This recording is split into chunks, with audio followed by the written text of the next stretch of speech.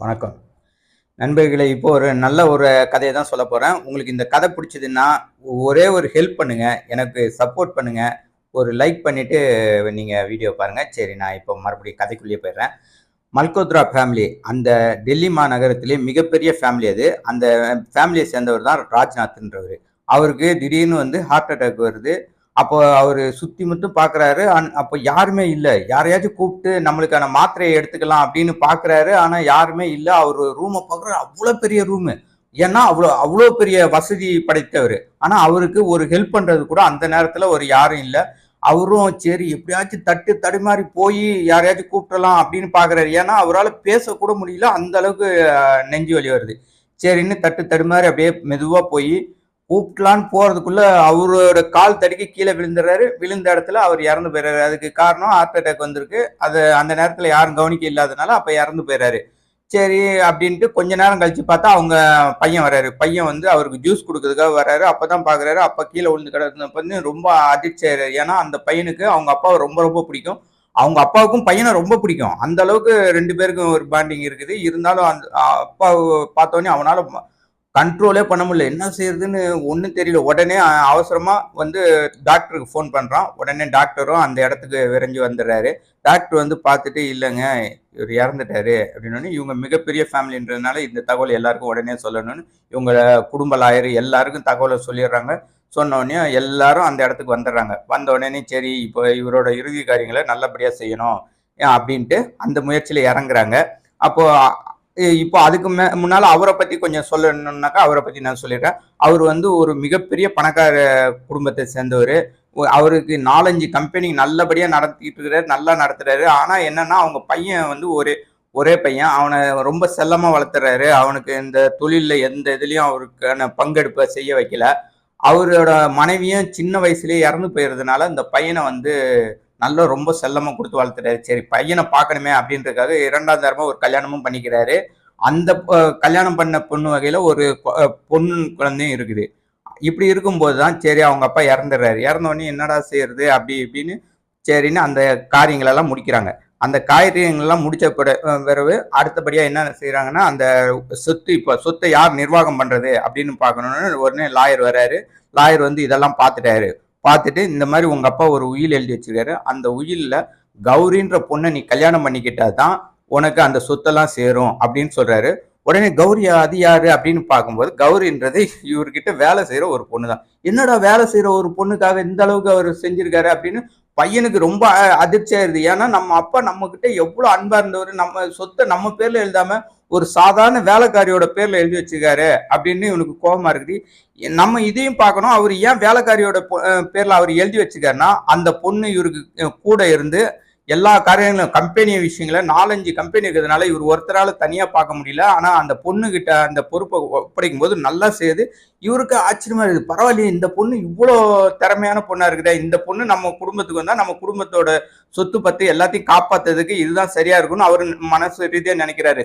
பையன் நல்ல பையன் தான். ஆனா அதுல எந்த இதுவும் இல்லை.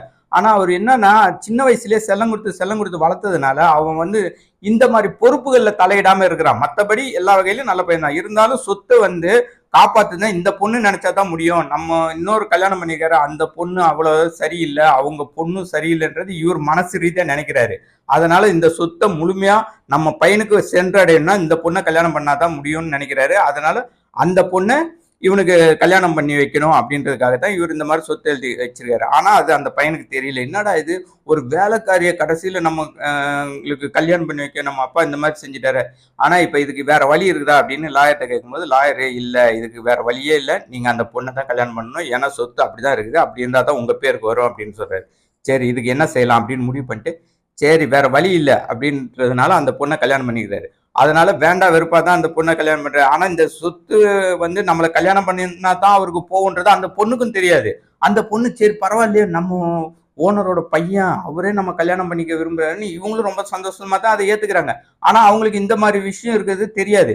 சரி இருந்தாலும் கல்யாணம் பண்ணிட்டு வீட்டுக்கு வரும்போது தான் அங்க இந்த மாதிரி விஷயங்கள்லாம் இருக்கிறது தெரியுது. இவருக்கு அந்த பொண்ணு மேல பயங்கர கோபம் இருக்குது. என்னடா இது, ஒரு சாதாரண வீட்டு பொண்ணு இந்த மாதிரி இந்த சொத்தெல்லாம் அனுபவிக்குமா அப்படின்னு நினைக்கிறாரு. அவங்க சித்திக்கும் இதை விட கோபம். என்னடா இது, இந்த மாதிரி ஒரு ஏழை வீட்டு பொண்ணு இது சொத்து அனுபவிக்குதா, அவர் இறந்ததுக்கு அப்புறம் சொத்தெல்லாம் நம்மளுக்கு வரும், நம்ம அனுபவிக்கலாம்னு நினைச்சா இது இப்படி ஆகி போச்சு அப்படின்ட்டு அவங்களும் ரொம்ப இதா இருக்கிறாங்க. அந்த பொண்ணை பயங்கரமா என்னென்ன கொடுமைப்படுத்த முடியுமோ அந்த அளவுக்கு கொடுமைப்படுத்துறாங்க. இந்த பையனுக்கு அந்த பொண்ணு மேல கோபம் இருக்கவும் செய்யுது. அதை பயன்படுத்திக்கிட்டு இவங்களும் அந்த பொண்ணை பத்தி என்னென்னமோ சொல்லி ரொம்ப கொடுமைப்படுத்துறாங்க. அது அவங்களோட பொண்ணு சேர்ந்து கொடுமைப்படுத்துது. இந்த பொண்ணு அவ்வளவு கொடுமைகளை தாங்கிக்கிட்டு ரொம்ப அமைதியா இருக்குது. அது என்ன ஒரு வேலைக்காரி மாதிரி ஒரு ரூம்ல அடைச்சு வச்சு நிறைய கொடுமைப்படுத்துறாங்க. இருந்தாலும் அதெல்லாம் சகிச்சுக்கிட்டு அந்த பொண்ணு எப்படியாச்சும் நம்ம இந்த குடும்பத்துக்கு கல்யாணம் பண்ணி வந்துட்டோம், இந்த குடும்பத்துக்கு நம்ம எப்படினாலும் நம்ம நல்லபடியா இருக்கணும் அப்படின்னு நினைக்குது. இப்படி இருக்கிற சூழ்நிலையில ஒரு நாளைக்கு பார்த்தீங்கன்னா விக்ரம்க்கு வந்து உடம்பு சரியில்லாம போகுது. உடம்பு சரியில்லாம போனோன்னு என்னடா இதுன்னு பாக்குறாங்க. அது வந்து ஒரு பெரிய தொற்று நோயின்னு சொல்றாங்க. இந்த நோய் வந்து வந்துச்சுன்னா பக்கத்துல இருக்கிறவங்க எல்லாம் பரவணும்னு, ஐயோ பரவுமா, அப்பனா இவரை நம்ம எப்படா பாக்குறது அப்படின்ட்டு அவங்க சித்தி பொண்ணு யாருமே கிட்டவே வர யோசிக்கிறாங்க.